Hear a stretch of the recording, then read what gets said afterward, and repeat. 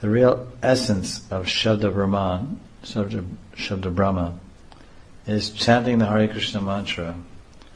By vibrating this transcendental sound, the meaning of everything, both material and spiritual, is revealed. Very powerful sentence Prabhupada is saying. By vibrating this transcendental sound,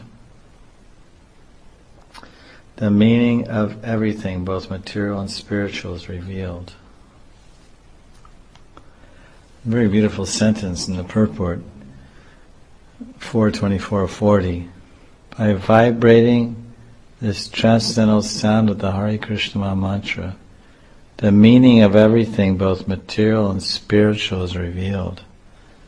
And whatever we want to know about this material world or this material energy can be revealed simply by chanting Hare Krishna, Hare Krishna, Krishna Krishna, Hare Hare, Hare Rama, Rama Rama, Hare Hare. Everything spiritual, everything spiritual about us is our Atma, our Paramatma, our Siddha Deha, our pure eternal spiritual form and rasa. Even that can be revealed by chanting Hare Krishna.